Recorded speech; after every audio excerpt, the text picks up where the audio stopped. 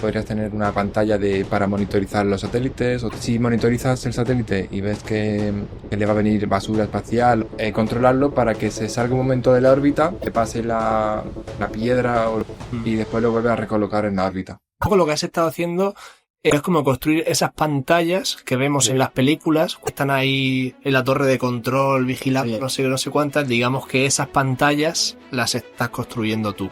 Pero lo que sí es cierto también es que no todo el mundo, no todas las empresas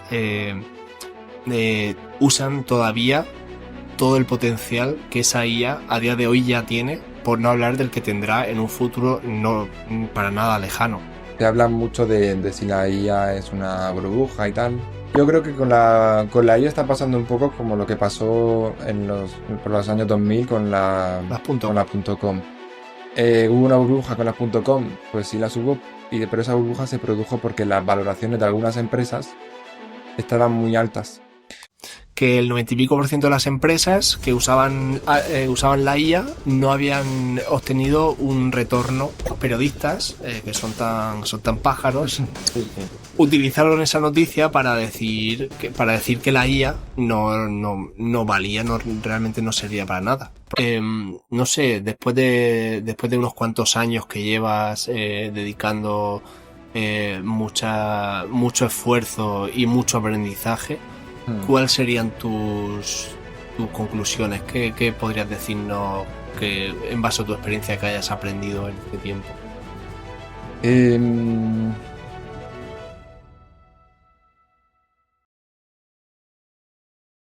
Bienvenidos a Git Push Live, el podcast donde subimos a la nube nuestra forma de ver la vida. En este primer episodio contamos con la presencia de Cosme Valera, un joven programador que lleva más de 3 años en el mundo de la programación, en el cual no ha parado de formarse y de aprender continuamente. En el podcast de hoy hablaremos con él de su experiencia, de sus logros, de sus fracasos, y también hablaremos un poco de aquellos temas que vayan surgiendo en el devenir de la conversación, como por ejemplo puede ser el tema de la inteligencia artificial, el tema del Bitcoin, quizá pueda surgir algo de geopolítica, tecnología y cualquier otra cosa que nos dé un poco la gana. Bueno, Cosme, bienvenido. Muchas gracias por invitarme, Juan. Muchas gracias a ti por prestarte como conejillo de Indias para este primer episodio, que no sabemos muy bien todavía cómo saldrá, pero esperamos que salga lo mejor posible. Seguro que sale genial, sin problema. Nada, genial. Muchas gracias a ti, de verdad. Para empezar, quiero preguntarte un poco por tu trayectoria. O sea, vamos a ir primero al origen, al comienzo. ¿Cómo comenzó tu andadura en el mundo del software? ¿Cómo te dio por empezar a trastear todo esto de las variables, los números, el código, todas estas cosillas? Vale, a ver, yo nací en 2002 en un pueblo de Murcia. También tengo 2 hermanos mayores que estaban muy metidos en el tema de la programación y me empujaron un poco a que me metiera en ello. Yo en principio iba a estudiar matemáticas, como otro de mis hermanos. Pero bueno, al final me metí en la formación profesional de DAM, Desarrollo de Aplicaciones Multiplataforma.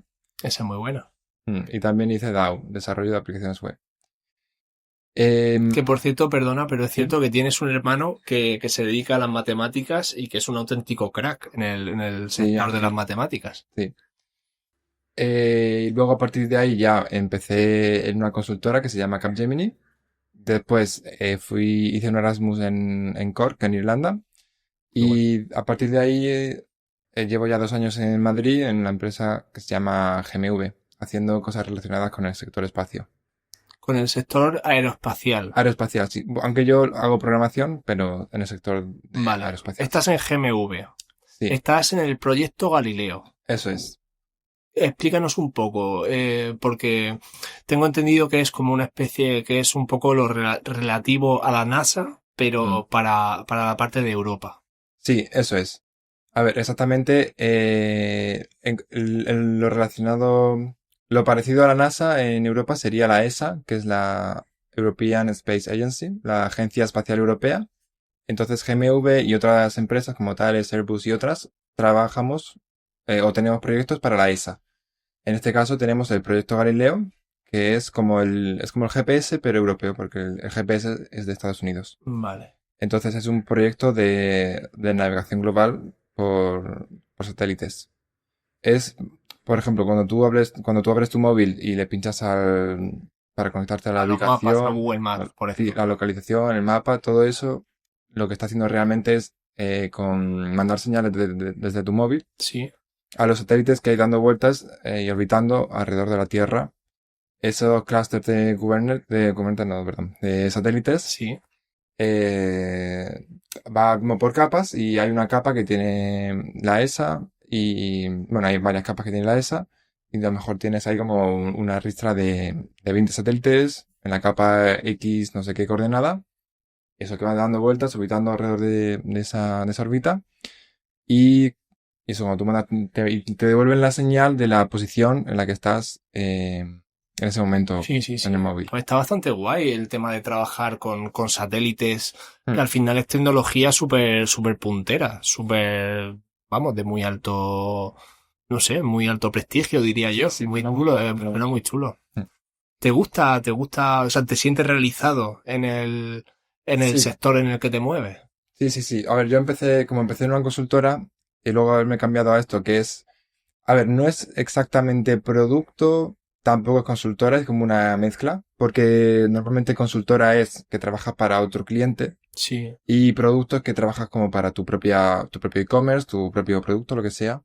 Aquí es como que somos una especie de producto, pero tenemos un cliente, que en este caso es la ESA y la EUSPA y otros organismos oficiales de Europa. vale, vale. Entonces, como una mezcla, pero O sea, es como si yo lo entiendo como, fueseis lo entiendo como producto al final, como si prácticamente. fueseis una consultora que tiene un solo cliente. O sea, al final es como si fueseis parte de la ESA.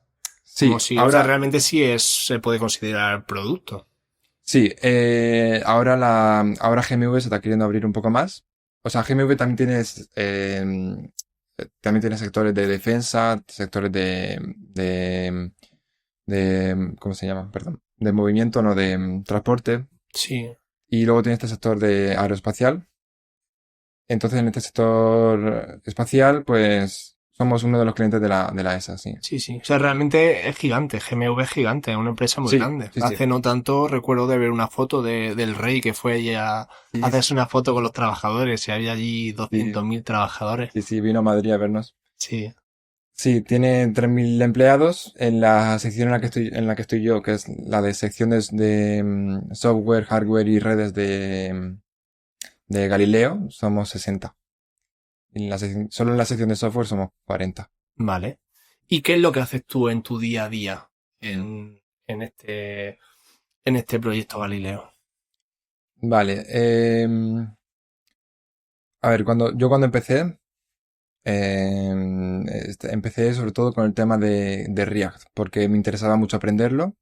Y yo empecé en un proyecto nuevo que era como una prueba de concepto, que es como una pantalla en la que hay diferentes programas. Y entonces Sí, la idea es que tú puedes como reorganizarlos, puedes hacer que una pantalla sea un poco más grande, más pequeña, como crear vistas de esas pantallas y luego la cargas como todas esas pantallas a la vez o la guardas, tal.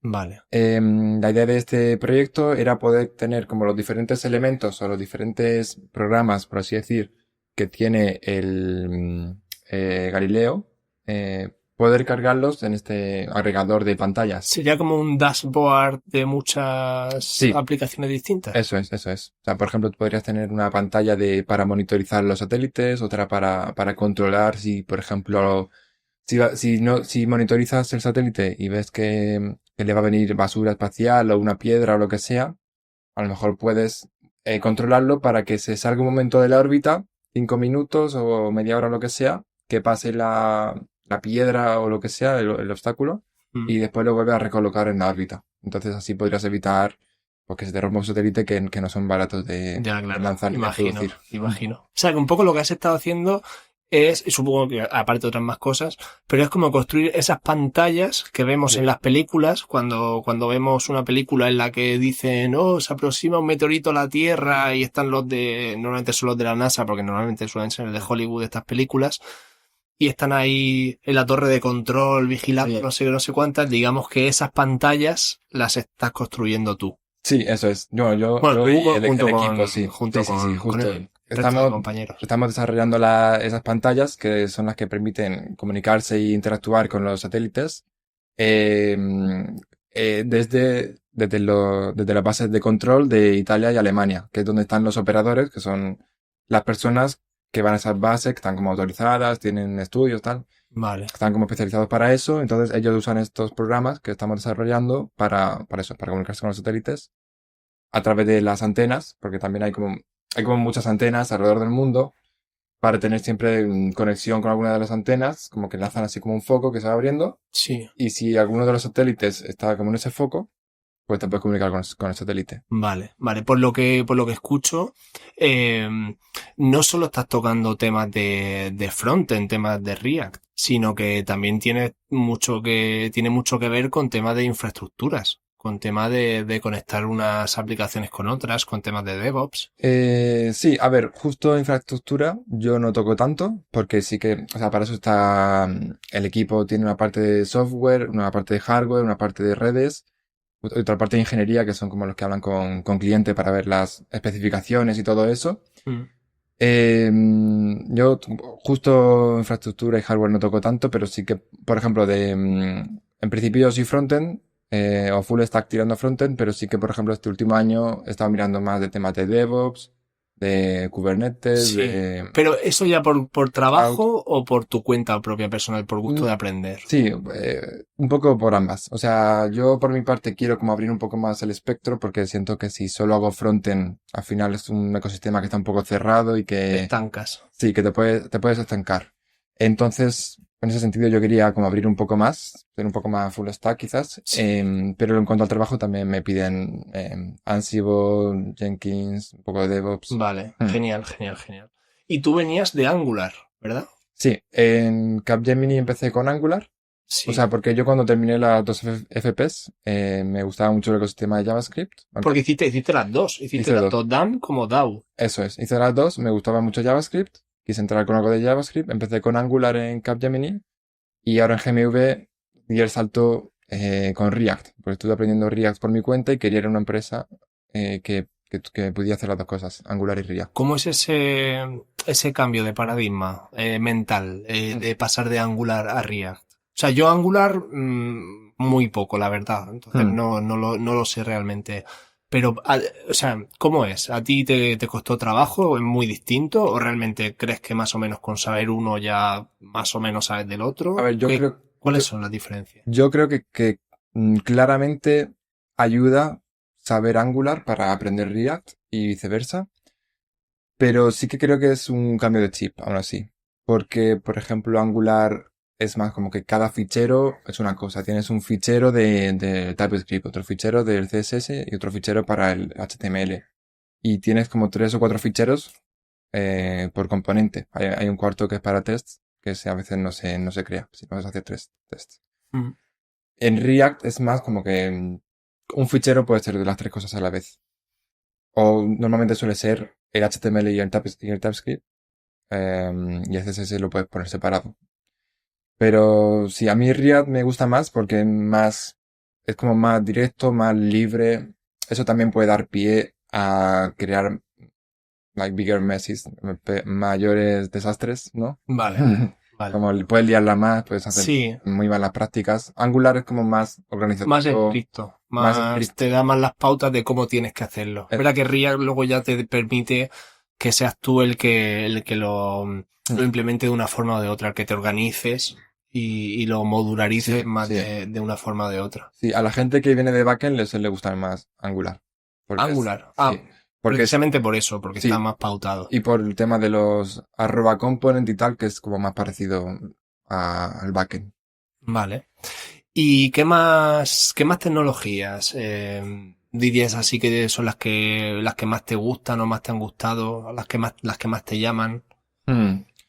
Eh, Me gusta React, JavaScript y TypeScript, me gustan los dos. La gente, bueno, hay gente que prefiere JavaScript, gente que prefiere TypeScript. el tema de tipos. ¿Te gustan por igual, dirías? TypeScript y JavaScript. Sí, o sea, me gusta de TypeScript porque son los porque añade el tema de los tipos. Claro.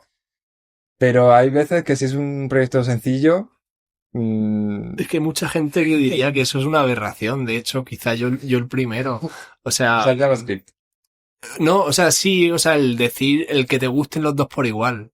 O sea, me refiero, para mí JavaScript es demasiado sucio, es demasiado propenso a errores. O sea, me refiero, teniendo TypeScript, ¿para qué vas a usar JavaScript? Vale. Es lo que yo me pregunto. Lo entiendo y lo puedo llegar a compartir, pero hay proyectos que sí son muy sencillos de hacer una cosa y no sé qué, ya está. Yo usaría JavaScript y me olvidaría. Mejor No sé, a lo tutorial mejor un script o no sé qué, vale, pero... un tutorial sencillo de cómo hacer una tecnología de Zustan o no sé qué, una cosa específica. Y dices, ¿puedo usar JavaScript o TypeScript para hacer esta mini página? Pues si te da igual. A ver, sí. O sea, si es una cosa muy sencilla. De todas formas, si estamos hablando de código que va a ir a producción,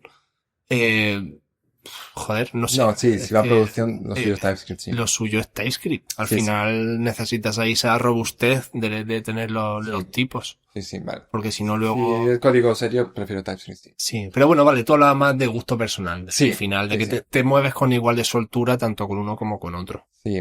Luego por ejemplo, para test de frontend, VTest, que es para test unitarios, Playwright para test end-to-end. Sí. También hay una tecnología, una librería que es más o menos nueva que se llama Mocking Service Worker, que es para fakear Para llamadas a la API. moquear, hacer Sí. los mock. Por ejemplo, para backend me gusta Next, con Express o no. ¿Nest con S No, o Next con X? con X, Next, ¿sí? Perdón, me he liado. Con Nest, madre mía. No te preocupes, sí Ah, que... vale, ya me aclaro, vale. No quería decir Next, quería decir Node con Express. Ah, vale. Que eso es lo básico. Vale, luego Nest también lo probé con S, que es para backend. Sí, Nest lo probé, está bien. Y luego hay más cosas de vale. Sí, o sea que... Sequelize, bueno, hay muchas cosas. Sí, El Next que tú has dicho, lo he probado pero muy poco. Sé que es como un meta framework de React, que envuelve sí, React. como para hacer Sí. las funciones, o sea, el código en el servidor. Sí, lo he probado pero muy poco. No tengo mucha experiencia. Sí, yo tampoco, la verdad, porque hice un pequeño proyectillo del propio, o sea, un pequeño tutorial que ya te dan los propios de Vercel. Estaba bien y tal, pero bueno, no sé, tampoco me llamó demasiado.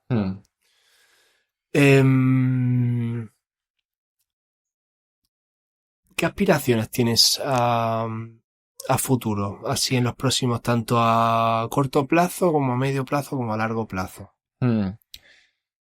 Mm, A medio plazo quiero seguir aprendiendo de forma constante, que es lo que he estado haciendo estos años. Me gusta mucho, en plan, cada mes aprender una tecnología nueva. Hace unos meses fue Jenkins, después Ansible, ahora estoy con Zustan, luego también Keycloud, tal. Bueno, tengo una lista de cosas que he ido aprendiendo que está bien porque luego también como que la documento tengo un proyecto en privado Sí. en la que me documento en un README bonito como qué es cada cosa, tal, los values de Ansible, todo, tengo como muchas cosas. Entonces, que está bien porque luego puedo volver y repasar y eso como que está demostrado que la mejor forma de aprender es aprendes algo bien, al mes lo miras, a los 3 meses lo vuelves a mirar, a los 6 meses, a los 12 meses. Ah, vale. Y entonces, Esa técnica no la conocía yo. Esa Sí. de tener eso como una fuente de conocimiento Sí. que hayas elaborado tú mismo Sí. e ir volviendo. Cada vez vuelves cada más, por eso primero cada mes, después 3 meses, después 6 meses, después 12, pero como que justo vuelves cuando se te va a olvidar. Cuando sí, Y entonces a punto de irse. te refresca todo y es como prácticamente como si lo acabaras de aprender. Sí. Y eso si lo haces con muchas cosas, como que más o menos, o sea, no tiene que ser exacto, pero como que Sí, puedes sí, retener conocimiento de muchas cosas y siempre tienes la documentación ahí de cada una. Sí, la verdad es que esa es una técnica bastante chula, bastante buena. Sí, gracias. Sí, y además, ahora que prácticamente no sé si ahora mismo se puede o no sé con qué se haría ahora mismo, no lo estoy visualizando, Mm. pero O sea, el tema de alimentar a la IA con tus propios documentos. No sé si con Notebook LM, creo que se podía. Y luego hacerle consultas directamente sobre esa base de conocimiento con la que tú le has alimentado. Entonces, Sí. me refiero que eso que tú estás comentando, también la parte buena es que luego cuando quieras hacer la revisión del conocimiento y volver a los 3 meses, no necesitas volver a leerte 10 páginas o 20 páginas que te hayas tú preparado explicando cómo funciona, sino simplemente puedes ir directamente a la IA y preguntarle y hacerle preguntas o que te haga un mini examen, por ejemplo. Sí, yo lo tengo más sencillo, yo lo tengo por carpeta, separado, tal, así, un README de cada tecnología, pero seguro que hay formas más eficientes, como dices, con IA, Notebook LM y tal. Sí. Sí. Porque vamos a abrir un poco el melón de la IA, que es como ahora mismo, vamos, es el melón más grande y suculento que hay hoy en día iba a decir en el sector de la programación, pero es que realmente es en el sector del mundo, de la sociedad. Es ya transversal prácticamente. Sí, o sea, se está convirtiendo en algo que forma parte de la estructura de la tecnología y de la sociedad. Así en general, yo pienso que la IA ha venido claramente para quedarse. Es algo que está afectando a muchos campos, como estaba mencionando. Tiene un impacto claramente muy positivo y muy grande en todo lo que es la programación, desarrollo de software y todo eso. Pero no incluso ya solo ahí, incluso en temas de biología, nanotecnología, química. Yo estoy viendo papers de gente que está desarrollando, pues eso, investigando y creando cosas innovadoras y muchas de ellas creadas con ayuda de la IA. Efectivamente, es que está suponiendo una revolución. En el ADN, por ejemplo, también. Sí. Por ejemplo, el caso de AlphaFold, que la aplicación con inteligencia artificial que conseguía predecir cómo se iba a plegar una proteína. Algo que hasta la fecha era una cosa. ¿Eso por qué es tan revolucionario? ¿Lo conoces así un poco más? Porque eso nos permite, a la comunidad científica, le permite a la hora de elaborar las medicinas, elaborarlas de formas mucho más efectivas, que ataquen mejor a los problemas que tienen que atacar y que generen mejores resultados en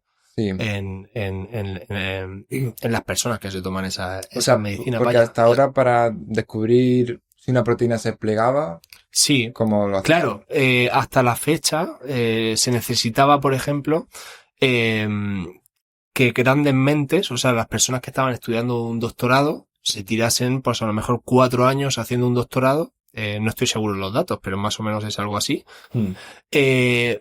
para predecir una proteína concreta, cómo se iba a plegar, y luego eso realmente tenía a lo mejor un 60% de éxito, es decir, que en muchos casos te tirabas 4 años de esfuerzo y trabajo de una de las mejores mentes en ese campo que había, y luego realmente ese trabajo se iba a la basura.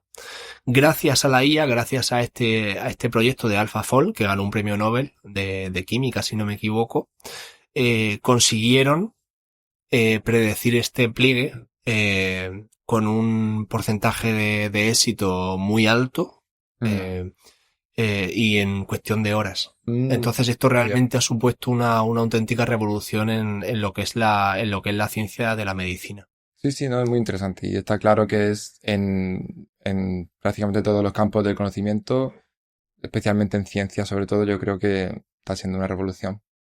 Sí, o sea, ahora mismo el gran problema sobre todo es que no está terminando de aterrizar el uso correcto de la IA en lo que es el trabajo cotidiano de las personas en su día a día. Es decir, la gente lo usa pues como ChatGPT, le hago una pregunta, no sé qué, no sé cuántas, pero no está realmente, en las empresas en general, no está realmente implantado ese uso de la inteligencia artificial para optimizar realmente las tareas y las labores que uno tiene en su día a día.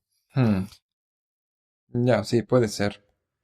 Yo creo que, por lo menos en el campo de la programación, sí que está ya más o menos inculcado lo que es en los desarrolladores en sí. En las empresas quizás van un poco más con retraso, pero en los desarrolladores sí que está ya bastante normalizado.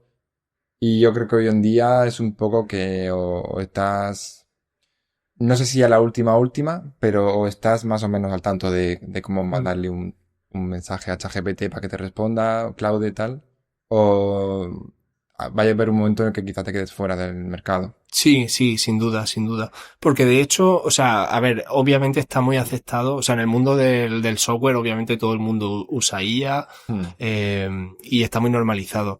Pero lo que sí es cierto también es que no todo el mundo, no todas las empresas, usan todavía todo el potencial que esa IA a día de hoy ya tiene, por no hablar del que tendrá en un futuro no para nada lejano. Hmm. Es decir, el uso de trabajar con agentes o con MCPs, no todo el mundo lo utiliza. Mucha gente lo usa pues simplemente para... Le pregunto al chat, oye, ¿cómo se hace esto? Oye, ¿cómo se hace lo otro? Pero el tema de poner a la IA a que sea ella la que pique el código Hmm. mientras tú eres el director de orquesta, mientras tú eres el supervisor, que es el futuro hacia el que nos encaminamos. Sí. Eso yo creo que todavía no está implantado del todo. Eso hay muchas empresas que todavía no lo conocen o lo están descubriendo ahora, porque es que son cosas muy nuevas, son cosas que están saliendo en los últimos meses, vaya, Sí, sí. prácticamente. Sí, sí, a ver, yo creo que es algo que va a terminar llegando, pero sí, o sea, al final es como todo, las empresas que antes se adapten van a ser las que tengan esa ventaja.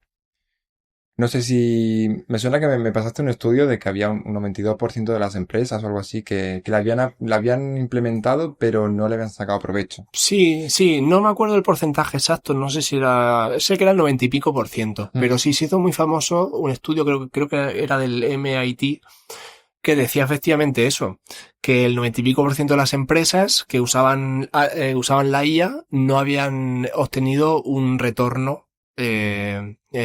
con respecto a ese uso.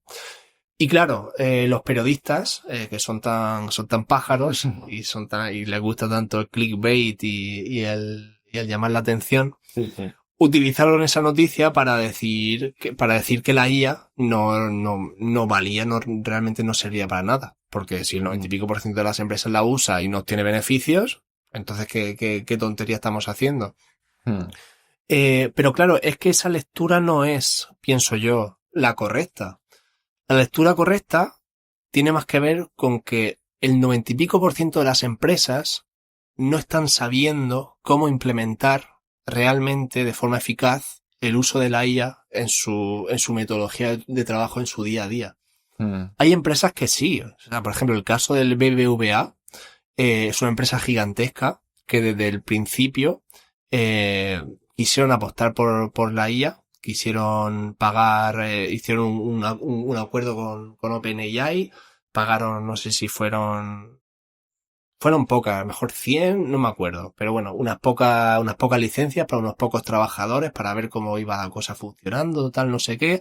Fueron promoviendo el hecho de que los trabajadores la usasen, hasta el punto de darse cuenta que con eso ahorraban en torno a 2, 3, 4 horas de trabajo semanales por trabajador. Y de ahí lo que hicieron fue darle cada vez licencias a más trabajadores. Mm. Sí, sí. Entonces, nada, es un poco esa la idea.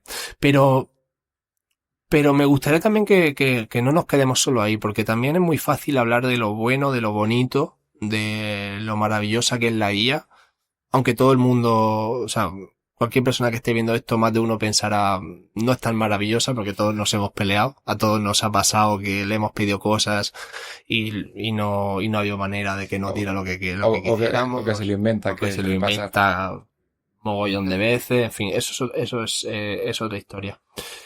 Eh, pero o sea, quería sacar también un poco el tema de los peligros, porque al final la IA como tal, como revolución que va a ser, como revolución transversal a toda la sociedad, no Mm. solo a la parte de la tecnología, así como pasó con la imprenta, por ejemplo, o con la revolución industrial, va a traer muchos cambios a la sociedad. Y eso también implica que van a pasar cosas malas. Hay mucha gente que opina que el mercado laboral se va a llevar un buen golpe próximamente. A ver, yo pienso que, por ejemplo, en nuestro ámbito de desarrollo de software y tal, sí que se va a destruir empleo y que hay que estar a la última, pero que al final los desarrolladores y los programadores tenemos que, que estar al día de la última, de lo último de la tecnología y también tenemos que cambiar un poco el chip, cambiar un poco la percepción de que no estamos aquí solo para picar código. Exacto. Porque eso es algo que la IA ya puede hacer y en muchos casos muy bien. Muy bien y muy rápido. Y muy rápido, sí. Y incluso con cursos, Windsurf y tal, incluso se integra en tu código base. Sí. Y saben leer el contexto y tal. Entonces, yo creo que tenemos que cambiar el chip y vernos más como que al final tenemos que traducir en los detalles de implementación que quiere el cliente a una aplicación funcional. Exacto. Tenemos que ser capaces de resolver, pues eso, las peticiones de la necesidad de los clientes. Entonces vamos a ser como más, vamos a ver más el detalle, vamos a ver más, pues eso, el dominio, el contexto, todo eso va a empezar a primar más que solo el saber escribir código. Exactamente, que el hecho de saber un framework concreto, un lenguaje concreto, efectivamente, al final es lo que tú dices, la importancia está en hacer ese cambio de chip, de no quedarse apoltronado en el sillón si ya lleva mucho tiempo con React, por ejemplo, lleva uno que lleve 5 años y siempre esté haciendo lo mismo y picando código y tal y cual, tiene que ser consciente de que ese trabajo ya lo va a saber hacer la IA. Entonces, ese trabajo ya se va a quedar obsoleto. En lo que, o sea, su trabajo no va a consistir en eso. Su trabajo va a consistir en ser capaz de guiar a la IA, de encontrar las soluciones. Al final los programadores siempre han sido personas que se han dedicado a resolver problemas. Sí, justo. Y por poner un titular de lo que acabas de decir, yo creo que al final el programador no va a ser reemplazado por la IA, sino que el programador va a ser reemplazado por otro programador que sepa usar la IA. Exactamente, exactamente. Sí, pero, o sea, eso es totalmente cierto, pero también pienso que es cierto, aunque esto ya es, por supuesto, pues hablar del futuro y nadie tiene una bola de cristal, entonces tampoco se puede poner la mano en el fuego. Pero es que se escucha mucho que va a haber un problema porque los primeros puestos de trabajo que se pierdan van a ser precisamente eso, lo de los juniors, lo de la gente que termina de estudiar, que no tiene experiencia. Es decir, va a ser una gran barrera de entrada en el sector, porque claro, la empresa va a decir, ¿para qué voy a contratar a uno nuevo que no sabe? O Sí. ¿para qué voy a contratar a 5 nuevos que no saben si lo que puedo hacer es pagarle la licencia del Cloud Code a un senior que sí sabe y que use agentes para orquestar esas tareas que estarían haciendo esos 5 juniors? Sí. Entonces ahí sí que van a caer mucho las ofertas para esta gente. ¿Cuál es el problema? Que la vida sigue y de algún lado tendrán que salir las nuevas generaciones. Entonces ahí tenemos un poco un problema que nos vamos a encontrar. Si no creas juniors el día de hoy, no vas a tener seniors el día de mañana. Exacto. De todas formas, y si bien es cierto que las ofertas se están reduciendo desde la pandemia en el mundo de software, claro, yo creo que al final del día siempre le va a poder interesar a muchas empresas, sobre todo a las que vayan por precio, tipo consultoras y tal. Sí, las grandes consultoras, al final la mayoría de gente entra y empieza en el mundo del software gracias a ellas. Sí. Es verdad que se les critica mucho, pero también, por otro lado... Sí, no, totalmente, verdad. Suelen abrir la puerta a los juniors y a los que empiezan. Luego, no sé si quieres hablar de esto, pero también como sí, claro. te hablan mucho de si la IA es una burbuja y tal. Si quieres te doy mi opinión y luego tú me dices qué opinas. Vale, sí, por supuesto. Vale, a ver, yo creo que con la IA está pasando un poco como lo que pasó por los años 2000 Las con la .com. .com. Que, o sea, claramente todo el mundo sabe lo que es un dominio, todo el mundo tiene página web, o bueno, o quien las tenga, pero todo el mundo sabe lo que es Google, todo el mundo sabe lo que es, yo qué sé, Amazon. YouTube, Amazon, que son páginas web que están, pues eso, en la nube, en la red, como lo quieran llamar. Eso está ahí y es una realidad y es algo que todos conocemos y tal. Entonces, hubo una burbuja con las .com, pues sí las hubo, pero esa burbuja se produjo porque las valoraciones de algunas empresas estaban muy altas. Con respecto al valor real que tenían Eh, esas empresas. Eso es. Pero que luego, por ejemplo, algunas empresas cayeron en picado cuando la burbuja explotó, Sí. pero luego con los años han vuelto a ir subiendo, pero ya más paulatinamente y ya más habiendo una infraestructura y una empresa real detrás. Entonces yo creo que puede ser que con la IA perdón, puede ser que con la IA Pase lo pase algo mismo. parecido. Sí, sí, yo estoy totalmente de acuerdo. Creo que es un ejemplo muy, muy acertado. Mm. Em, Yo pienso que puede ser que algunas valoraciones de algunas empresas hoy en día estén un poco sobrevaloradas, pero claramente la Bastante. IA, Sí, la IA está aquí para quedarse y sí. para estar los años Pero venideros. es lo que tú dices, hay dos ámbitos distintos. O sea, por un lado está el ámbito económico y por otro lado está el ámbito de la tecnología. Es lo mismo que pasaba con las .com. En el ámbito económico, con respecto a la IA, por supuesto, hay una burbuja porque se están metiendo, hay una cantidad de millones que nunca antes jamás en la historia de la humanidad se había invertido en absolutamente nada. Pero lo que pasa es que esa tecnología es real y esa tecnología existe y esa tecnología promete mucho. Mm, Eh, entonces, que va a haber cambios y que seguramente haya una remodelación del tablero y que muchas empresas caigan mm, y otras suban y haya muchos cambios, seguro, seguro. Pero lo que tú has dicho ya varias veces y que a estas alturas de la película no hay quien lo pueda discutir. La IA ha llegado para quedarse sí. y cada vez es más potente, cada vez es más inteligente, cada vez es más eficiente Mm, y cada vez va a ser más parte de nuestro día a día, no solo de lo que es en nuestro trabajo como programadores y desarrolladores, sino en la sociedad, en nuestra forma de relacionarnos con el mundo, con la sociedad.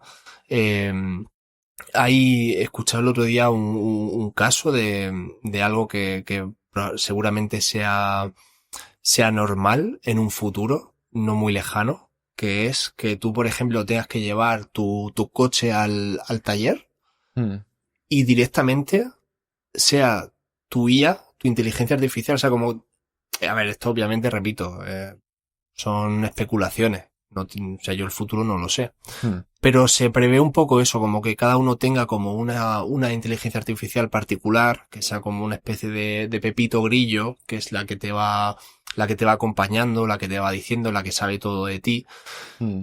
de forma que cuando tú tengas que llevar el coche al taller, no seas tú el que llame al mecánico y el que hable con el mecánico para concertar la cita, sino que sea tu inteligencia artificial la que se ponga de acuerdo con la inteligencia artificial del mecánico, la que ambas inteligencias artificiales sean capaces de saber cuándo hay un hueco en las agendas y cuándo es el buen momento y acuerden esa cita. Y entonces estamos yendo un poco hacia ese futuro que lo que todavía está por determinar es si va a ser un futuro utópico o distópico. Ahí es donde está, Mm. yo creo, donde a mí, o sea, donde está gran Sí, parte del meollo. sí, Me parece suena interesante. interesante y podría ser. Sí que le veo, al ejemplo que has puesto tú, por ejemplo, le veo un poco la contraparte de la privacidad. Porque sé que hay mucha gente que no va a estar dispuesta o no va a querer compartir, por ejemplo, su calendario, porque puede ser que, no, por ejemplo, no quiero que alguien sepa que a las 3 voy a comer con Pepito, tal. Bueno, pues no quieres compartirlo. Entonces, ¿a ese tipo de gente se le excluye de este sistema o Ya, no lo simplemente sé. va a ir? Yo es que creo que estamos yendo en una dirección como sociedad en general. O sea, obviamente, igual que cualquier persona tiene la opción de irse a vivir al monte, por así decirlo, Mm, o si no, si vives en este mundo, lo normal es que tengas un smartphone O por lo menos, o sea, con algo de tecnología te tienes que relacionar, aunque sea ver la tele, aunque sea ver el Sálvame o lo que sea. Entonces, el tema de la IA va a estar tan integrado, o sea, sí, puede haber gente que decida no tener su propia IA o lo que sea. De todas formas, te repito, esto que acabo de decir es un canto al sol, o sea, Así que no luego me pasará baso lo que en tenga nada. que pasar. Sí, Luego luego, será lo que tenga que hacer. exactamente.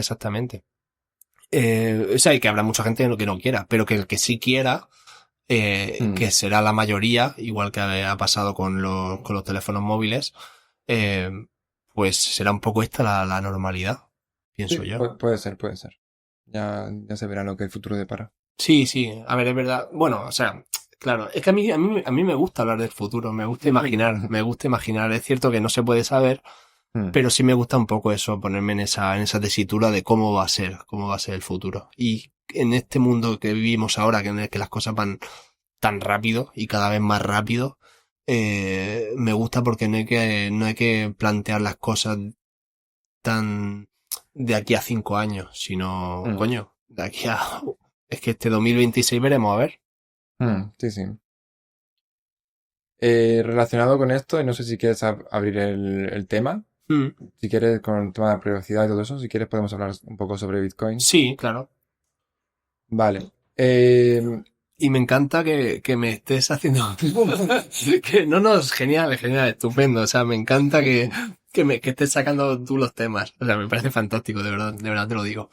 Sí, vamos a hablar de Bitcoin porque de hecho yo soy bastante ignorante, a lo mejor conozco alguna pincelada, pero sí tengo entendido que tú eres bastante fanático del Bitcoin, que te gusta bastante, no por temas criptomonedas, criptobros No. y especulación, sino por lo que es la tecnología en sí y lo que representa. Sí, eso es. O sea, yo veo, para empezar, luego podemos hablar de Bitcoin en sí, pero yo veo claramente una separación bastante grande entre Bitcoin y el resto de criptomonedas. Ah, pues mira, si lo aclara un poco, creo que podría ser interesante. Vale, o sea, a ver, para empezar, Bitcoin no fue la primera criptomoneda que existió, porque existieron como otros conceptos y bocetos y pruebas de tecnología antes. Pero sí que fue la primera que funcionó, digamos. Vale. Antes de eso había, pues eso, Hashcash, Bcash, tal, que eso ya, el que se quiera meter por ahí, pues que Vale, pues, sí, había como experimentos. experimentos. Bitcoin fue la primera criptomoneda que consiguió hacer que todas las piezas encajen. Ok. Y luego a partir de Bitcoin se han creado muchos forks, que fork es como coger el código de Bitcoin que es público, es open source, copiarlo y crear tu Bitcoin 2, Sí, sacar una rama que de sea. ese. Sacar una rama y crearlo desde cero. Mm. Entonces, Bitcoin a mí me gusta porque tiene, por un lado, tiene la parte de la economía, que tiene como eso. Y luego por otro lado tiene Sí, la que parte de la tecnología. a ti en general también te gusta bastante el tema de la economía y todo esto. Sí, también. Pero bueno, perdona, Y yo. que te he cortado. Eh, en cuanto a la economía, es como dice Álvaro de María, Bitcoin redefine el derecho de propiedad privada. Por ejemplo, tú dices, este vaso es mío o este vaso es tuyo. Vale. Pero sin embargo, este vaso no tiene nada que indique de quién es. No tiene ninguna etiqueta, ni puedes mirar y ves holográficamente de quién es. Tú, por ejemplo, ese micro es tuyo. Yo hoy vengo contigo al podcast, tal. De repente me voy, te cojo el micro y me lo llevo y ahora es mío. ¿O qué pasa? O sea, realmente decimos que las cosas son de una persona o de otra por convención, porque nos entendemos y Por el por eso. acuerdo Y por social. acuerdo social. Y luego si es, bueno, si son viviendas, pues está escrito en algún sitio, en algún registro civil, tal, lo que sea. Pero Bitcoin redefine el derecho de propiedad privada porque es la primera propiedad que solo depende de tu conocimiento. O sea, ¿Vale? ¿Cómo? tú tienes que saber 12 o 24 palabras y con eso puedes acceder a una wallet. Y esta wallet es la que contiene tus bitcoins. Y entonces nadie puede acceder a ellos porque hay una cantidad de entropía tan grande simplemente con la cantidad de esas palabras. Sí. Hay más wallets que átomos hay en el universo. O sea que a fuerza bruta, aunque tuvieras toda la Sí, que nadie te puede nadie puede coger entrar. tu wallet ni siquiera fuerza bruta probando todas las combinaciones, es imposible. Vale, sí. O sea que tú te creas una wallet de forma aleatoria y ya es, en, en teoría, alguien podría adivinarlo, en la práctica es imposible. Vale. Pero, o sea, yo tengo una cuenta bancaria del banco y, o sea, simplemente me estás diciendo que la wallet, la cartera de Bitcoin Sí, es más segura que mi cuenta bancaria. vale, sí, pero no, o sea, por supuesto, pero no solo eso. Vale. Em, lo bueno de Bitcoin es que tiene descentralización em, y eso, bueno, pues tiene como varias propiedades. Sí. Lo más importante es que no es inflacionario, porque hay una cantidad limitada de Bitcoin, que es 21 millones, que es descentralizado, o sea que nadie te va a bloquear si quieres hacer una transacción de una persona a otra. Em, y un poco eso. Por Vale. ejemplo, Bitcoin para crearse en cuanto a la economía se tuvo que enfrentarse a dos retos, que era, por eso la anterior versión habían fallado hasta Bitcoin. El reto era el reto de la descentralización, que lo resolvió creando mineros y nodos que funcionan de forma conjunta, cada uno controlando como una parte de la red, pero que a la vez la red está desplegada y todo el mundo puede ser dueño de ella y a la vez nadie es dueño de ella. Vale. Y el otro reto fue el problema o el reto del doble gasto, que es cómo evitas si tienes una red descentralizada donde cada uno guarda su propia copia de las transacciones que vio hasta ahora. Sí. ¿Cómo evitas que alguien gaste una moneda, se la mande a Juan y luego también se la mando a Pepito? Sí. ¿Cómo lo puedes evitar? Imagínate que yo te lo mando a ti, eso se guarda en el nodo uno y luego se lo mando a otra persona y se guarda en el nodo de otra persona. Pues eso era un problema que también era muy difícil de darle solución. Eh, pues Y Bitcoin consiguió resolver las dos cosas. Pues eso, como lo hizo fue creando un registro único, pero súper duplicado, que todo el mundo lo tiene igual. Y que en el momento que haya una bifurcación, lo que se hace es, se mantienen las dos versiones por un momento sí. y la versión que luego sigue avanzando Ah, es la que se mantiene. Por ok. eso se dice lo de la blockchain más larga en la que persiste. Ok. Ok. Y eso, y luego tiene a los mineros y a los nodos, ya entrando un poco más en la parte de tecnología. Los nodos, cada uno tiene una copia de todas las transacciones que ha habido hasta ahora. Y los mineros lo que hacen es gastar electricidad para picar o encontrar un hash bueno, una cosa de un código del bloque del hash, tal. Sí. Y cuando lo encuentran, entonces tienen permitido, por la regla del protocolo de Bitcoin, Sí. en meter ese bloque en la blockchain dándose a ellos mismos una transacción de la recompensa, que ahora mismo está por 3 bitcoins por Vale. bloque y lo que sea. Al final, esto es algo que lo que más le suele costar a la gente es entender por qué tiene valor Bitcoin. Y no es pura especulación, puro humo o tal. Es complicado de explicar. Sí. ¿Cómo lo definirías así? Hmm. Vale, al final el dinero realmente está respaldado por el Estado. O sea, no está respaldado por nada. Antes del año Sí, 70 está por el oro. estaba respaldado por el oro. Entonces tú podías ir al banco, cambiar tus dólares por oro. Entonces, pues eso, estaba respaldado que, por Mm, ejemplo, un dólar eran 35 onzas de oro. Tú podías ir y cambiarlo. A partir después de Bretton Woods, Nixon en el año 71 cortó esa relación de dinero fiat con oro. Y desde entonces el dinero pues está respaldado por el gobierno, pero eso no te sí. garantiza nada porque realmente el gobierno cada año imprime dinero. Claro, ahí es donde yo quería ir, porque Mm. entonces esto es lo que está provocando la inflación Justo, que constantemente no para de avanzar. eso Y es. entonces por eso decías lo de que el Bitcoin Mm. era como una buena medida antiinflacionaria. O sea, no podría haber inflación Claro, en un no. sistema basado en el Bitcoin. No podría porque está en su protocolo. Entonces, cada 10 minutos se mina un bloque, cada bloque tiene una recompensa, cada 4 años esa recompensa se disminuye. Y de aquí a 100 años ya habrá cero de recompensa y los mineros vivirán solamente en base a las fees. Cada vez que mandas una transacción en Bitcoin se paga una pequeña fee que va un 1%, 0,1% del Vale. valor, muy pequeño. Que eso va al minero.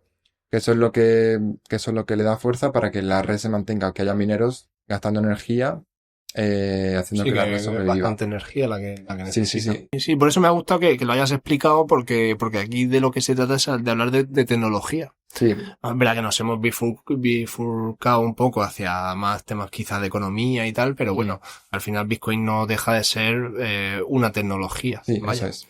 Y en relación también con la tecnología, pero aprovechando para bifurcarnos una vez más un poquito hacia otro lado, te quería preguntar también un poco por el tema de los hábitos. En este caso, por ejemplo, yo sé que tú haces mucho deporte.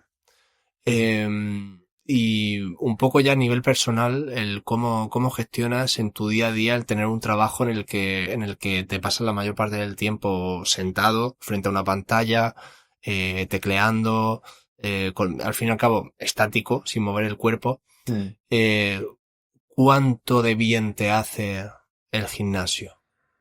Sí, yo pienso que los hábitos son muy importantes. Sobre todo, como dices, para una persona que se tira 7, 8 horas al día sentado, programando, lo que sea. Al final tener buenos hábitos, que te levantes cada mañana o cada tarde, vayas a hacer deporte, tal. Yo creo que es muy importante. Em, y incluso aparte de hábitos, también tener rutinas. Por ejemplo, si quieres aprender francés, aunque lo hagas por tu cuenta, si no vas a una academia, pues nada. Martes y jueves y sábados me pongo una hora, aprendo francés, o me pongo a aprender una nueva tecnología si quiero como dar ese salto extra en mi carrera. Vale, sí, como el de estar Sí, constantemente aprendiendo. sí, sí, sí. Pero, claro, porque has dicho una cosa que me ha parecido muy interesante cuando has dicho lo de francés. Em, o sea, te iba a preguntar si te parece importante el estar constantemente formándose y aprendiendo, que es algo que tú llevas haciendo desde que empezaste, pero si te parece importante el aprender cosas que no tengan que ver con lo que es tu área de trabajo. Quizá un poco para oxigenar la mente. O sea, por ejemplo, si tú en tu día a día estás trabajando con programación, eh, esa inquietud por coger y por tu cuenta ponerte a aprender un idioma francés, ¿crees que eso es bastante sano mentalmente para seguir formándote y de alguna forma no sobrecargar el cerebro con siempre lo mismo, siempre lo mismo? ¿O no lo ves tan Mm, así? ¿O cuál sería tu punto de vista? sí, yo pienso que sí. Yo pienso que puede haber un tiempo para todo. Yo he estado varios años que he estado muy enfocado en el tema de software, de aprender por mi cuenta tecnologías. Y sí, no sé, la verdad. O sea, Sí, creo que está, según, está según. bien, pero yo lo veo un poco de según en qué momento vital te Vale. encuentres. Sí, que a lo mejor hay veces que puedes estar totalmente volcado Sí, en la tecnología y no pasa nada. Y hay veces que quizá, al final se trata de escuchar al cuerpo también. sí. Y si ves que quizá ya te estás pasando de obsesivo, pues Mm. o descansar, o leer un libro, lo que sea. Sí, a ver, yo el francés, por ejemplo, es porque siempre he querido aprender francés, pero nunca me he puesto. Y también un poco porque tengo ahora la novia que sabe francés. Sí, Entonces entonces también es otra motivación. te toca. Claro, claro. Pero hemos pasado muy de puntillas por el tema de la salud, no tanto la salud, sino el deporte, porque también tú has sido una persona muy deportista, que Sí, sí, sí. ha dedicado muchas horas al gimnasio, a fortalecer el cuerpo. Mm, No sé, después de unos cuantos años que llevas dedicando mucho esfuerzo y mucho aprendizaje, mm. ¿cuáles serían tus conclusiones? ¿Qué podrías decirnos que en base a tu experiencia que hayas aprendido en este tiempo? Em, yo he visto que hay mucha gente que hace el deporte un poco por obligación o porque toca, por así decirlo. Yo lo enfoqué de otra forma, que fue como que me lo tomé más en serio, no que la gente no se lo tome en serio, sino más, mm, a ver, Hay que entender un poco cómo soy yo también, que yo soy una persona con algunos temas un poco obsesiva. Yo tengo un poco la cosa de que me da por algo y me obsesiono con esa cosa o estoy varios meses como solamente con Sí, eso. sí.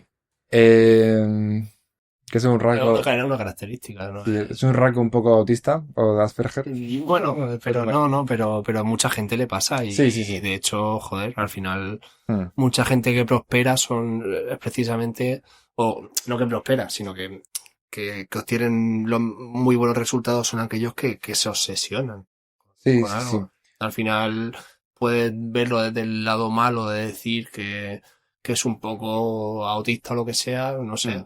pero no sé, Cristiano Ronaldo al final es un puto obsesionado. Claro, claro, justo, exactamente. Que Cristiano Ronaldo ni toma Coca-Cola ni nada. Justo. Entonces, bueno, yo me lo tomé cuando empecé con el tema del gimnasio, porque unos amigos me empezaron a meter y yo empecé a mirar muy a saco, pues rutina, nutrición, un poco de todo, ejercicios.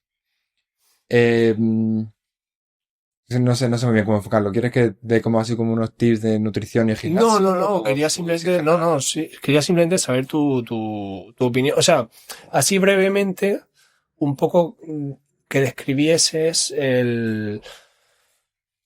no sé, de cara por ejemplo, a un chaval joven Mm, que nos esté escuchando y que se esté planteando a apuntarse al gimnasio o lo que sea, pues un poco, sí, ¿cómo le recomiendas que lo enfoque mentalmente? que prueben.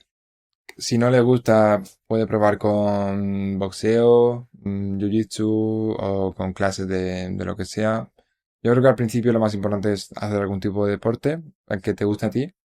¿Lo considera necesario Sí, el acompañar el deporte con nuestra profesión? sí, sí, está claro. A ver, por lo menos salir a andar o a correr o alguna cosa así, por lo menos.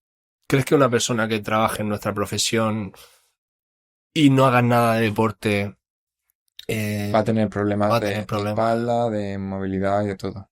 A largo plazo, a lo mejor de aquí, el primer año, a lo mejor le da igual.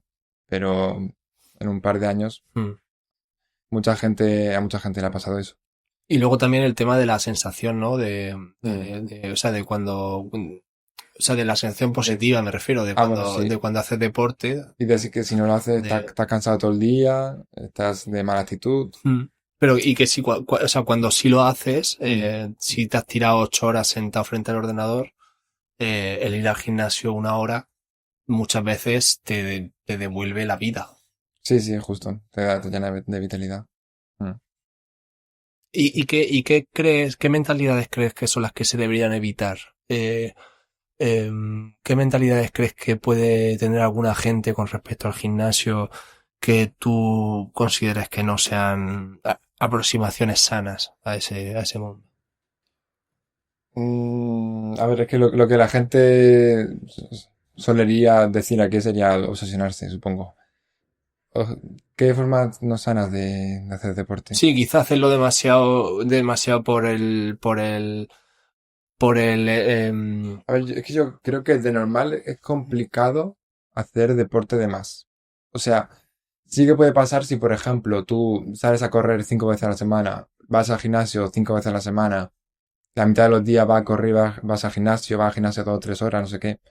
En ese tipo de casos sí que ahí te estás haciendo demasiado ejercicio y tu cuerpo no va a poder descansar lo suficiente como para que estés descansado al día siguiente.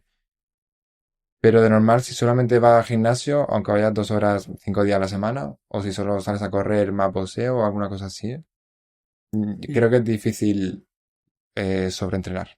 vale, yo es que quizás estaba queriendo ir más hacia la raíz, hacia lo que es la motivación de la persona.